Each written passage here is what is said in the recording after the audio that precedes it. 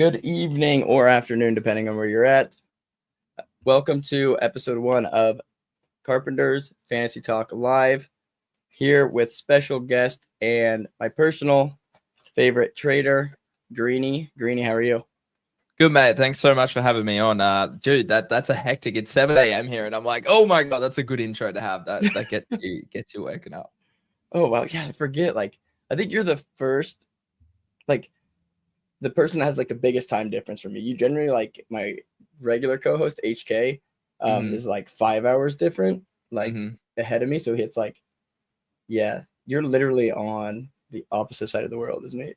It's a blessing and a curse, let's say. It's a beautiful side of the world, but it's when it comes to crypto and content and more so traditional markets and the news event with the FOMC a couple of days ago, we wake up and it's always oh shit, what's happened overnight?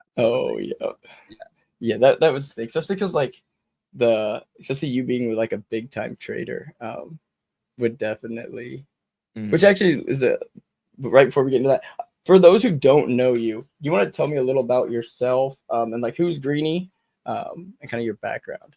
Yeah, sure. Well, I joined crypto in about 2016. Basically, this is my third cycle. So first two cycles ran up a lot of money, but failed to sort of execute on the exit strategy. This time around, who really got me into content and aspiring to maybe go down that route was obviously the Badogos. I've been watching them since about 21. So I've been following Easy PO and Nick and Kicks for a long, long time.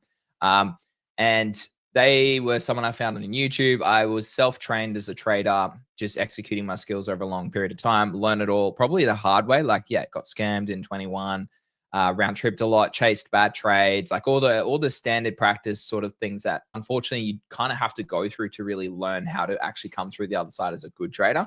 And so in 23, I started the Greeny brand. So it's been about 2.5 years. And yeah, so what I do is I work full-time in industry since about the end of 2023. I run a trading group. I go live every single day with Craig, who's another Aussie, and we sort of do our own show with trading news. We interview people as well, so it's been going well. And yeah, I absolutely love this industry. I think there's nothing better than crypto. I think it's the best industry probably outside of maybe AI that you could probably be in at this time of life, I suppose. Yeah, absolutely. Yeah, that's something that ICO or Clem say a lot, which is crazy. I've originally got into crypto in 2018, but not really into the space. I started investing in 2018, but got really big into NFTs and trading back, and then got rugged bad. But then I found easy back sounds like when we both started watching Clem was with I think Ryan Card, someone else. Yeah. So he wasn't. Yeah, that was crazy. But yeah, like you said, it's the once in a lifetime opportunity to be in this industry, especially just lock in. Because no one else is here. You don't really need anywhere else. If you want to get into financial or be a broker or do trading or anything, you really need or to make a career out of it, you need formal training. And here it's not as Wild West as it was 2018, but it's still pretty much the Wild West. No, it's so true. I'm self-trained. You don't there's plenty of people out there. I think of Saiga with Abstract and stuff like that. There's plenty of people who are engineers or devs and coding and all that, and they're definitely needed in this space. But as a trader, a lot of people are self-taught. You can do obviously courses and stuff over time, a lot of rubbish out there. But some of my biggest lessons are the lessons that I've had to learn myself. And just if you don't grow from that, then you're probably not going to grow and live life to the best capacity. It's so important to reflect. It's so important to learn from the lessons that you've had, the good ones and the bad ones, because they are the best sort of feedback for you to improve over time. Absolutely. And that's one thing I'm glad you brought up your guys' show. So definitely I think it'll be goes on an hour after this will end, right? Yeah, definitely check it out on Abstract. I watch it religiously. Yeah, appreciate it, mate. Yeah, no, Craig and I, we've been doing it. I think we're coming up. Yeah, no, nearly 2 years now that we've been kind of doing it, but consistently it's been about 6 months ish. So it's nice to be getting a bit of traction. People really enjoy it. I think it's a good time slot too, the 7 p.m. Eastern Standard. So that's when it is. And because a lot of creators they do their shows in the morning in America. So it kind of is a really nice gap for us as Aussies who wake up, who are like 12 hours ahead of the rest of the world. So we're kind of like, oh, well, people can tune in while they're having dinner or while they're chilling out at home. And it fits really nicely. And because we are that day ahead, the Sunday night show is excellent, right? Because no one is streaming on a Sunday night, right? But Monday morning. So that actually slaps every week. So I'm a big fan of that. Yeah, that's awesome. Yeah, I feel like there's no one else streaming like across any platform really around like doing what you guys do. And you're definitely like the only educational thing on Abstract right now.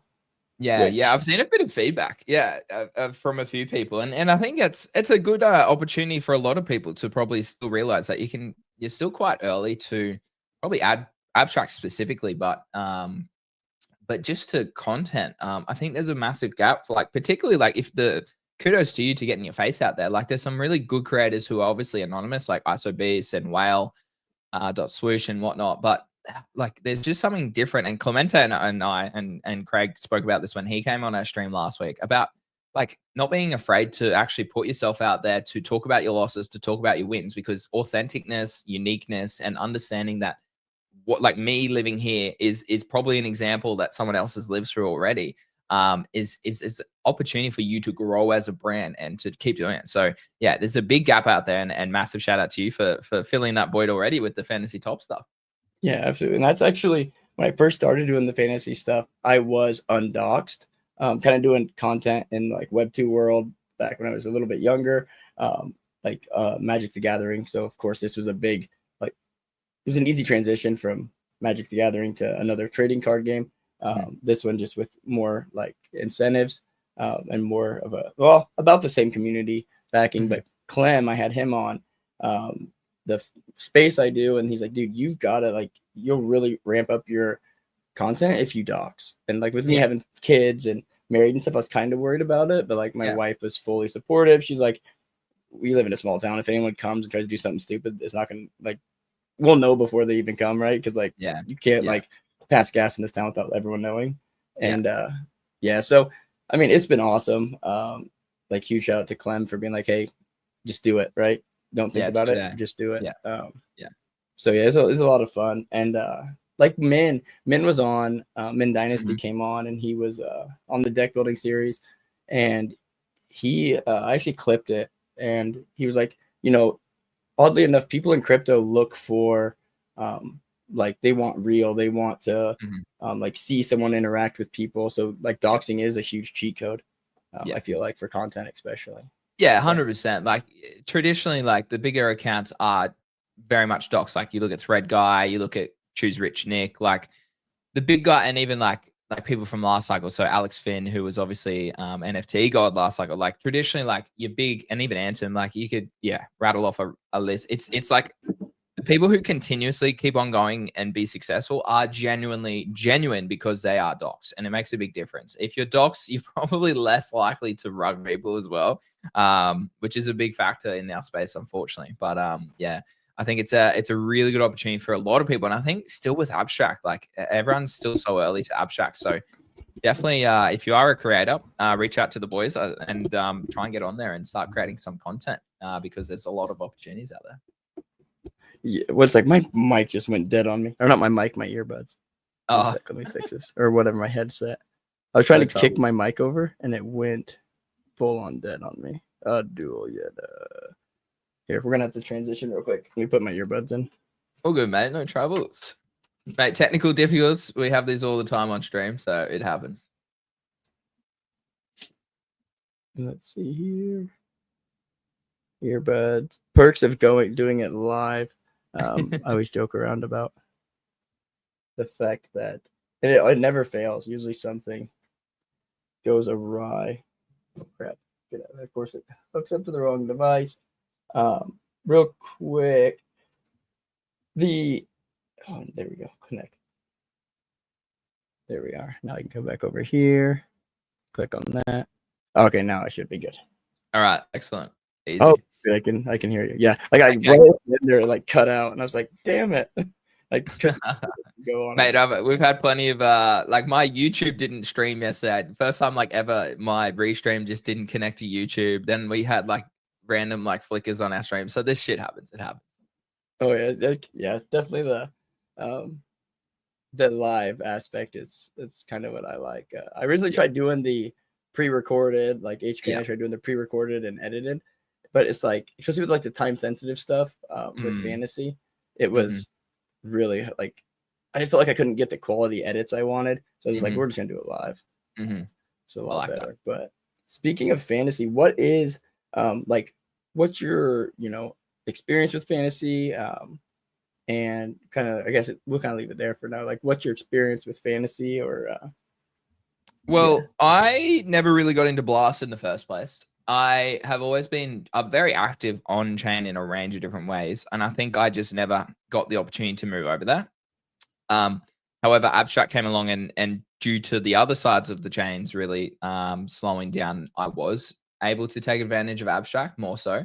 So Blast was always like kind of a thing that I just put over on the side. Like, I don't know, I'd read a lot of stuff around good things, but then I'd read a lot of bad things as well. And so I was like, oh, maybe I won't just spend a bit of time over there. But Fantasy Top is certainly the one thing that I was always just curious about. I never personally traded it myself, but have always been a long-term fan of seeing obviously different people, whether it was like NFT stats, whether it was Zenica, whether it was fellow creators in the space, just talking about Fantasy Top and how cool it kind of is and the concept there.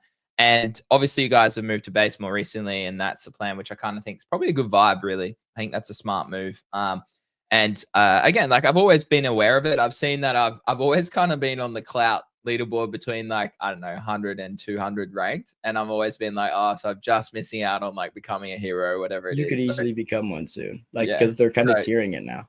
Okay, cool. Yeah, so that's nice to know. So, I mean, yeah, I suppose like as a creator, like it's cool to put yourself out there and to be ranked in different ways. And I think that's the important thing is these like things like Fantasy Top, Kato, all those sorts of things. They're really good feedback mechanisms for us, because it also shows like what's your engagement like, what topic works, what topic doesn't work.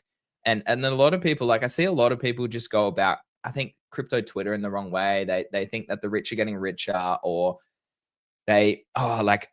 Greeny's out there engagement baiting again. I'm like, well, it's part of the game, guys. Like, if you want to make it, you kind of have to be good at like enticing people to comment, talking about general topics, keeping it news trend based, but also kind of being a little controversial and all that sort of stuff. And then also providing value consistently in like whatever niche it is, like whether it's like Whale is obviously NFTs, Zenica loves to write, ISOBeast loves to talk about trending topics. I like to trade, like, and so it's focus on your niche and just double down on that consistently over time.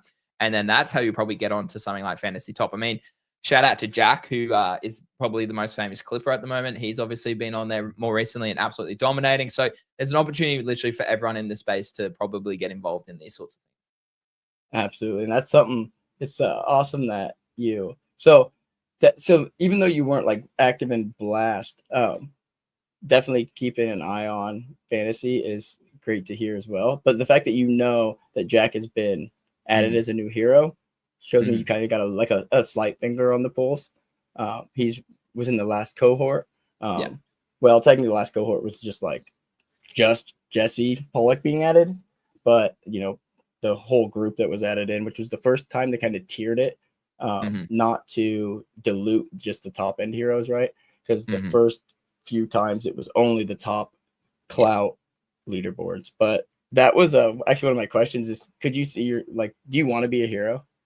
It'd be kind of cool. Like, I think, yeah, I'd love it. Like, I'm a big, I don't know how to explain this. I love gaming. I just don't have the time to game, I suppose is probably the way to put it down. And so I love anything to do with competitiveness, with strategy, with different sort of ways to think about analytics. Like, I'm a big math guy as well, so I'm a big fan of that. I've always just I understand, like, I love the move that Fantasy Top has done of sort of tiering the heroes that get added, because I think that's smart, right? Because you can't just keep rewarding the people who are just going to dominate impressions because they just either have that sort of following, or they've been around for a long time and whatnot. So it's very interesting to see that. And I actually go on the platform sometimes and look at the zone of expertise as well. And no surprise, trading dominates. So that's always cool insight to check it out. Yeah, I was usually like AI bro or not AI Bros would have commented, but HK usually handles the comments, and I'm bad about it. So I'm assuming this is back when we talked about my small town. AI Bros, a Yeah. buddy of mine, and a great creator as well. Yeah. Um, Definitely one of the top Infinex creators, even Yeah. before there Cool. was a Kaido leaderboard. Yeah. But Nice. yeah, there's a one thing I think that it gets overlooked a lot in fantasy is the trading aspect, Hmm. um, because there is like so range. I was watching your thing right Hmm. before this, like Hmm. that you posted yesterday. Hmm. And I don't know if it was my time. It says it was posted on the 30th. So is Hmm. it like the 31st for you or like the first? It's the 1st of August now, That's actually. so weird. That's so Yeah. weird. Yeah, so like 2 days ago for you. But Yeah. you were talking about range trading, right? Like in just Yeah. regular trading, which is something I do with fantasy because these Hmm. heroes will go into these ranges. Like, so there's these star. Are you like aware of the star rankings, like how they can change? No. So, oh no, I do. I'm aware of it, but I don't know how it probably works exactly. Okay, so it's based on the rest of the field, right? So there's it's not like a set. It's kind of like put into baskets, right? Like so the top X amount of the top X scores are 8 stars, 7, 6, 5, 4, and then like there's a big chunk of 1 stars. And then Hmm. like the biggest chunk's kind of in the middle, right? But Hmm. it's basically percentage based on your score. But there's heroes that like DB who Hmm. will either post or he won't, right? And when Yeah. he's an 8 star, his price will drop Yeah. like not significantly, but a decent amount. Yeah. And when he's a 1 star, his price skyrockets. He keeps hitting these ranges, right? Yeah. And so HK has talked about it a little bit, but it's to the point now you kind of got to get early and really see those trends and Hmm. almost look at the like you said you like the mathematics is kind of do the math and see is he going to be that 1 star Hmm. this week or Hmm. and the same thing there's heroes that aren't as dramatic, right? The ones that are like Vo when she's an 8 Hmm. star her price will be like just below point 0.1 but Hmm. for a common, but then when she's like a 6 star it'll jump up like Hmm. 50%. Hmm. So those are some trades you can do, which is super cool. Yeah, I think that's just it's trading psychology works like literally in any market. And I think a lot of people get it wrong, right? Like they think, oh, you can't like I use TA, right? And they go, you can't use TA on NFTs, Greeny. You can't use TAs on a meme coin that's an hour old. I'm like, bro, you literally can. It's literally probability, it's math, it's human psychology, and it's the same in fantasy top. What you're looking for is undervalued opportunities when the market responds in that way, right? So like someone like, yeah, DB is a classic example, like one of the bigger accounts, right? And it just goes silent. I used to have notifications on because like news was it was like, oh yeah, I can rely on him for news or whatever. And then he just exactly wouldn't post for a month. I'm like, well, I'm not going to use you anymore. So I went and changed it to someone else. So yeah, I think, there's exactly like it's all analytics. It's understanding when someone's maybe hot and maybe take you. That's probably a good opportunity to maybe sell their card and then maybe rotate into someone who might become hot because of a new meta, a new trend, or because they may be undervalued because they've had a quiet month or a quiet couple of months. So yeah, no, I think I would thrive. It's just such a busy man that it's so hard to. There's so many opportunities in crypto, which I love, but it also means that you do need to understand that you don't want to spread yourself too thin as well, and I think that's an important part. Absolutely. I learned that the hard way. Definitely, even at this is I'd call this my second and a half cycle. I kind of got into the tail end of like DeFi summer, Mm-hmm. which is where I ran into Kicks without even knowing it was Kicks, right? I just Mm-hmm. followed like his old project, and Yep. then got big into like mint and clone X vials and all that stuff. Oh, nice, He nice. wasn't smart and like I flipped a couple of them, but I ended up buying the top and then holding them through, and like it was, but trying to spread myself too thin, right? And then that's Mm-hmm. why this time I was like, I'm gonna find something I love, and I didn't think I'd find something I love this much, right? Like fantasy Yeah, top, but yeah. to where I've been all in for like a year and 3 months, So to the good. point where like my wife plays fantasy. She's not crypto native at all, but she's Yeah, like, you talk about it all the time. You know, it sounds pretty fun. Now she's hooked. My yeah. 11-year-old's hooked. My 6-year-old's hooked. Like, so That's so it's good. I awesome. love it. Makes it But easy, yeah, man. Like my wife, she's fantastic, don't get me wrong. It took her a long time to support me. Like it was like this is my ninth year in the industry, coming up on my 10th. And I reckon it was 7 years before she's like, she saw me make good money, saw me start to grow on Twitter, and was like, "Oh, okay, like this is legit now." Like she's like, "Okay, I can Yep. support you now." Whereas before, she's like, "Oh, you're just gambling. Like, come on, man, like sort it out." And I was like, "Oh, I don't know." Yeah, that's what my wife thought. Especially when she like, so I forgot she followed me on Twitter this cycle, and like Mm, as kind of like just lurker account, mhm, and she was. I was talking to like in comment about with Farouk like a mm, while back, and I was like, my wife can never know how much I fumbled last cycle, and then mm. I come inside from like the gym or something. She goes, "How much did you fumble last cycle?" I was like, "Oh crap!" But I yeah, mean, no, no, she's I'm pretty pretty cool. transparent. So I think that's like I was, yeah, it's interesting. Like, no, I have to tell my wife. It's Yeah, good for me. I like to vent, and I mean that's probably the best person you could talk to about things. So yep. That's what I did better this time. yeah, Is it almost like the best thing that's happened out of that is she actually tells me, "Hey, it's pretty." Like she doesn't even know the market, but she's like, "You're to the point where you're telling like you're really pumped about this. Maybe you pull some out, right? yeah, Like yeah, get some out of there." And that was with Launch Coin. Like yeah. Easy had got like you don't fade easy, or at least I don't like fading easy. Yeah, So when he yeah, put out that thesis, I was like, okay, I'm going big, right? yeah. And I And was you like, did babe, well. yeah, oh yeah, I did real well on that. Put like 90% of it into fantasy, uh, and so like just like compounded them because Yeah. um, that's one thing fantasy's done a lot of that. Like I really like is they've like so there was multiple really bad catalysts that many would think of, right? Like Black Swan events, like Yeah. no more Blast Gold, Yeah. Blast like pretty much dying, Yeah. and then like because prices were really high for a long time when like farming was going crazy. People were Mhm. buying like common Gregs for like over an ETH. Wild. Now Yeah. they're like point 0.1, Yeah. point 2.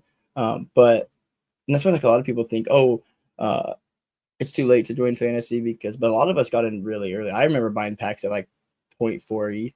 Yeah. Now they're at like Yeah. 0.47, but like it has so much, like it's just fun. Like even if there wasn't in case in point, um, the free to play app, right? I was gonna say is I'd play even if there wasn't monetary incentive, Yeah. and like a lot of us like core players play the free to play Yeah. app like hours a day. Like I sometimes don't get enough work done. Like now that like this week I've really been locked in on like the content and stuff, but like last Mhm. week when I didn't have as much to do, I'm getting into that app a lot. Like I would just Yeah, put too that's a much time good into it. it's a good sign, right? Like if you can consistently use it, there's a lot of people using it. It's a great sign to probably double down as you did. And I suppose my biggest thing is like I've realized in my trading that like, if you can find something that you enjoy, just go to town on that because if it can make you money at the same time, then that's a double whammy that it's so rare.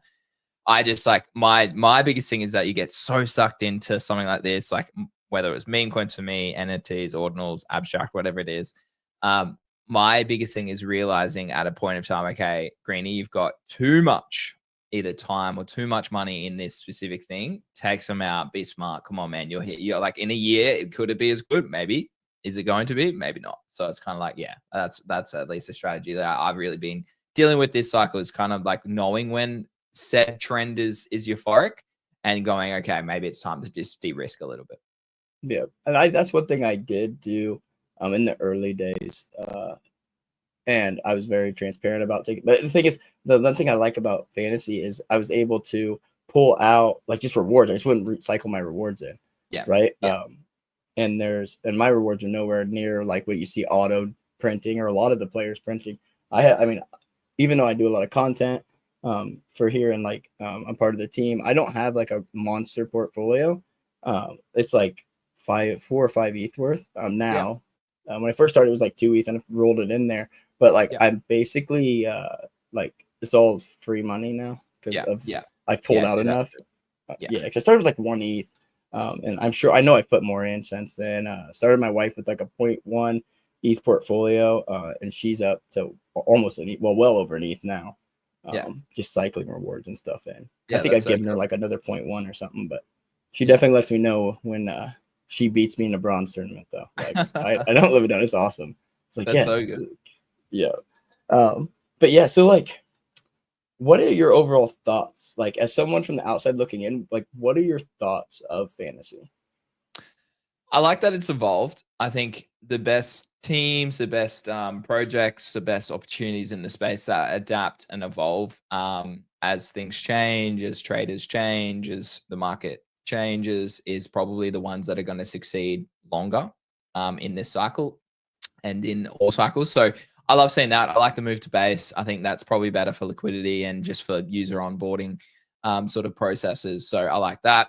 I like that we spoke earlier about the tiers. I like that they're now thinking about the different tiers because I think I DM'd them way back, like the French guys or whatever, and they said, "Hey, can I be added?" And they're like, "No, we've got enough traders." I was like, I immediately was like, "Okay, not worth my time then." So sort of thing. So I like that it's evolved to being a bit more of a tiered system. Again, I like that you can dive on there. You can see like your analytics from a different perspective, like who's supporting me, like who's like my inner circle, like my tweets that have done well, the topics that I love to talk about, the smart followers. Like that's actually how I found like one of the biggest gamers in the world, or Australia gamers who follows me on Twitter. So Oh, that was kind of nice. cool. So yeah, I like it. I think it's cool. And if I did have more time, or if it was like I don't know, if I maybe became a hero, then I probably would spend more time over there. That was gonna be my next question because, um, I've been pretty good at calling and like looking at it and seeing, and full transparent. Nothing I say on here is to be depicted as from the team. This is Mhm. off. Like the only thing I have control over is, even though it is content, and the academy. Anything I say on here is not, for those watching, is not to be depicted from the core team. But no, I've been like when Star Platinum came on, I kind of looked and seen. Mhm. Because I like to look ahead and see who's going to come on. This time, I think Legendary is going to come on, Mhm. and I could see you coming in. Now, have Okay. you actually signed up for Clout? Because they track I people think that yeah. even though they're not signed up. Yeah, no, I think I am. Like, I'm on the Clout page and says I'm rank 159. I think I've signed up for it. I don't know. Is Okay, there so like somewhere I if need to specifically do it? yeah, so if you like go into Clout and then like is there like a Mm. thing at the top where you have a profile? Like you can click your Yeah. profile Yeah. and then like you can do your daily claim or whatever. Oh, I don't know about daily claim, but Like you I can can get show like you. Can I points. share my screen? Yeah, absolutely. You're familiar So with this StreamYard, yeah? yeah. Okay, perfect. There we go. So this is my page. Do I need to do anything specifically? So you have a rev link, so yeah, you're golden. Okay, so I am. Okay, cool. Yeah. Yeah, you're in. That's good. Oh man, your cloud's good. Like, yeah, your cloud's Yeah, I mean, really good. I consistently do okay. It's let's see what I got last season. Yeah, I So need to pick you up, man. 260, and then season one, Clout was You were just off the cuff because I think, one.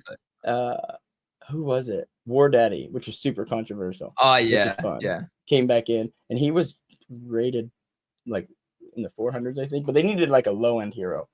Um, Okay.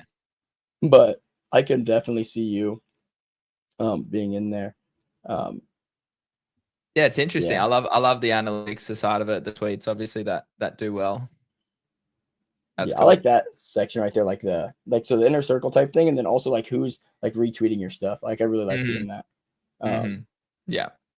And I almost wish there was like, I know Kippet, who's one of the three founders, like which 710 is part of the core team, but as Mhm, like business, but like the actual like three founders are Kippet, Mikado, which are twins, and then Travis, who we joke around is as that's actually like either the third, like the triplet or mhm, AI agent. mhm, But yeah, he's I think a childhood friend with him or something.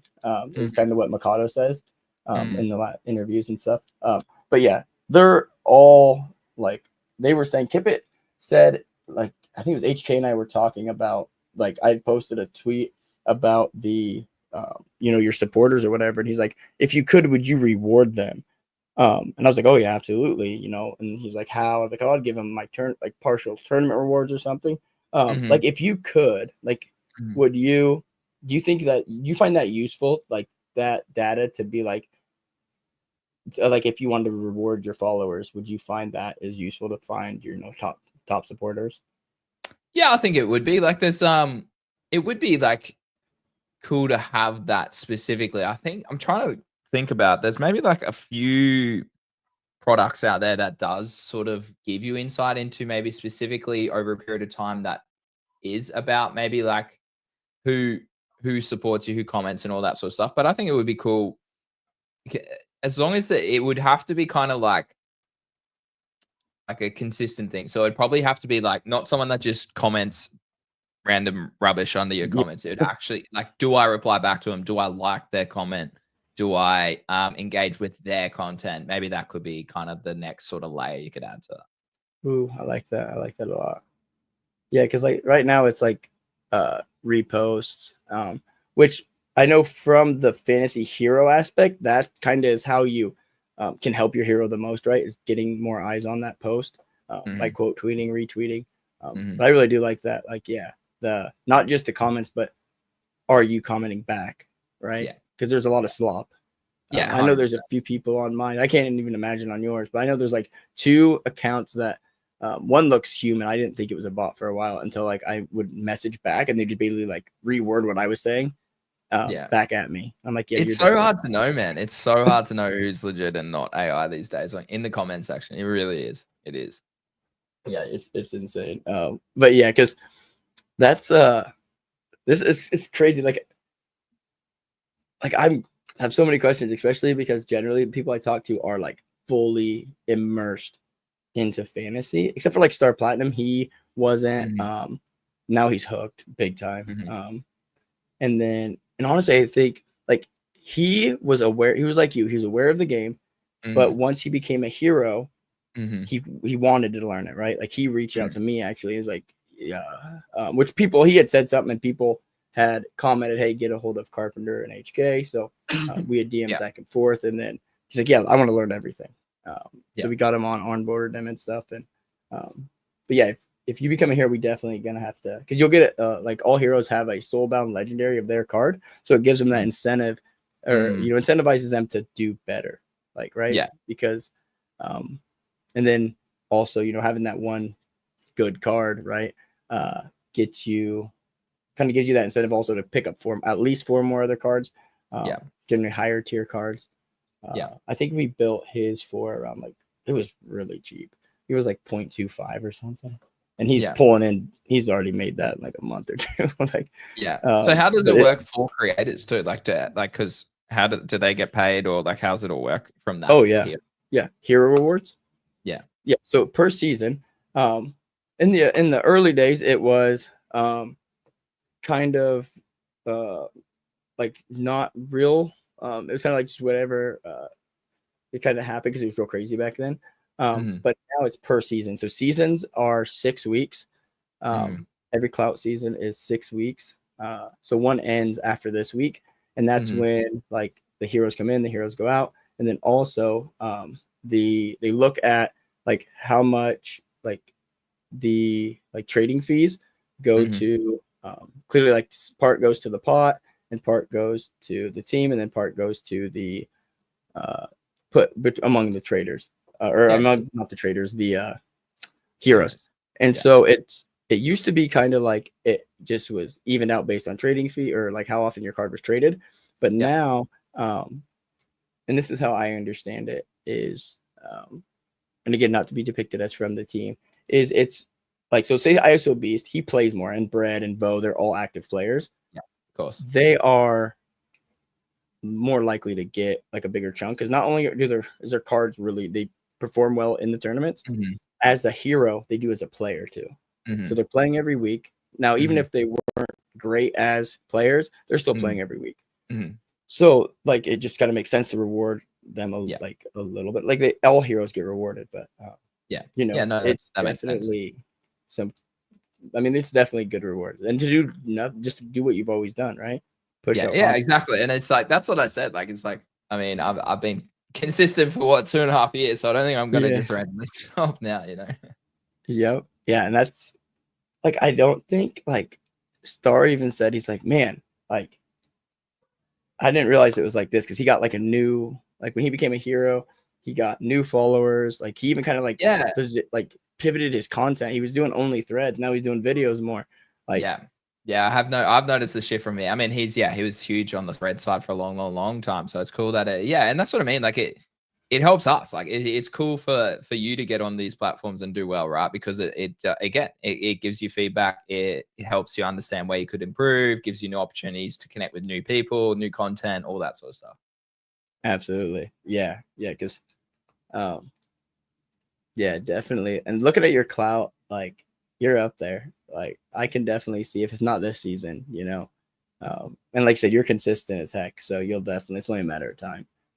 Yeah, and I figured that, like, for me as well, like, and I think that's the big thing for a lot of people who are maybe tuning in as well. Like things take time, and like I've always been a believer that you can shoot your shot, like send a DM and be like, hey, can I come on your show, or hey, can I do this? If you want to do that, if you're a bit ballsy, I'm a big believer of I work hard enough, and then they'll send me a DM. And so, Yeah. like the Badoggos reached out to me at the end of last year. I never had to reach out to them. They just were, hey, Greeny, come on the show. Now I've been on the show like I don't even know 5-10 times or something. A lot. I got another DM the other day. That was like the first time I got a DM from that team, and I was like, oh, that's pretty epic to get a DM from you guys. So it's like, yeah, if you show up, be consistent, provide value, be authentic, like you'll naturally grow, and you'll get to a point of time where other people realize and they go, okay, Greeny's genuine. I'm going to send a message to him now. Yep. Yeah, absolutely. And it's kind of like a progression, as I've noticed. So in the early days, I was definitely, as a new creator, a new like host and like producing my own stuff, I was, and like AI bro would kind of be like, dude, Carp, you're crazy. Like, cause I'll just shoot my shot nonstop, like on the timeline. Like, Yeah. I know they're like, I'll put noties on within the first 30 seconds.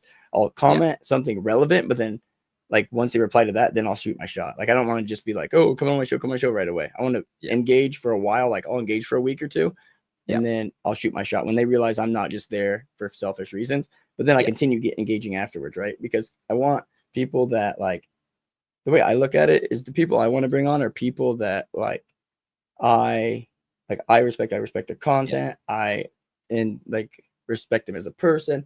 I believe they bring value to the space.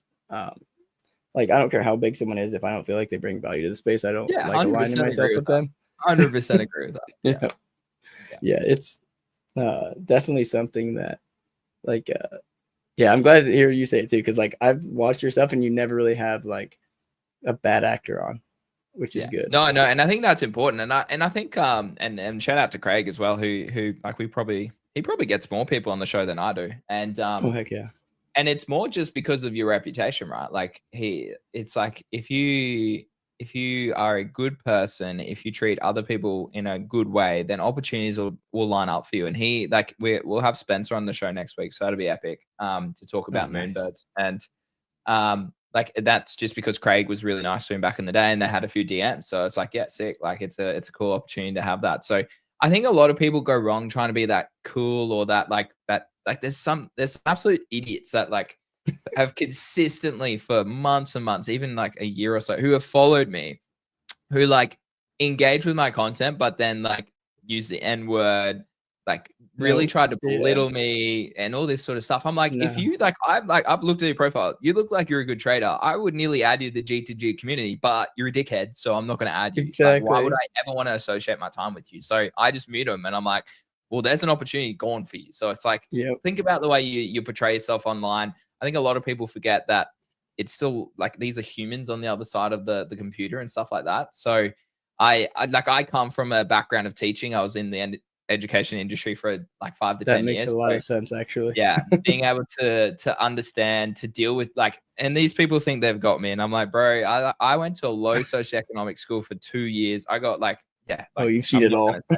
I've seen it all. Like it's like, mate, you're lucky to be here. There's people in the world that I know will never get that opportunity. And I know what it's like to be on the very other side of it. So like I lived a very privileged life. So it was really cool for me to step back and go put myself in a more difficult position. Yep, that's really cool too. And it makes sense a lot, like seeing your content, seeing your videos, seeing how you like give back. It definitely makes a lot of sense. Because that's something that I didn't write down, but I wanted to know too. I'm like, your background on what made you want to, because you are a great trader, but there's some great traders in the space that just don't want to give away their secrets, don't want to, you just help people, right? Like, just like the video I seen today, which I don't know how it got through my notice. I didn't see it earlier, but the like that range trading is something that like I almost like other than fantasy top, but I like it made me realize like yeah, that's how like that's a really good thing. Like even with NFTs, and especially with crypto, and like the way you go in depth about it and really like teach it, right? Because I do a lot of or like explain it in technical but simplistic way. Well, that's it, right? Like so many people, as you said, a lot of people don't want to do it, or they just let it. Then it's not like I'm after social cloud either. I just want to help as many people make money in crypto and succeed in crypto. Like sure, if I grow an account at the same time, like growing a portfolio, growing an account at the same time is a no brainer, right? Because if you have an account, then it's like it brings so many opportunities in a range of different ways that so many people don't even understand. But it's like my philosophy has always just been I want to help people. I want to win together beside you, and if I can help you in whatever way that is, then sick. Like let's keep doing it. Absolutely, yeah, that's awesome. But yeah, I know I want to respect your time. Is there any closing thoughts or maybe anything I didn't cover that you would like to talk about? No, I think we covered a lot. It's cool to chat with someone who's been deep in the ecosystem of fantasy top as a yeah, I love cards in IRL. I love board games, all that sort of stuff. So it would be cool if it did become a hero. I would probably spend more time over there. I would enjoy it and that side of things. I think it's just shoot your shot, guys. There's been a lot of conversation today around that, and just be authentic and unique. I think that's the best opportunity for you is a lot of people I see, even in the abstract ecosystem, they go, oh, what content should I do? Like, can someone give me feedback? I'm like, the best feedback is literally yourself and realizing, okay, well, stop trying to be someone else. Stop trying to do what Greeny does. Stop trying to do what Wild.Swoosh does, whatever it is, right?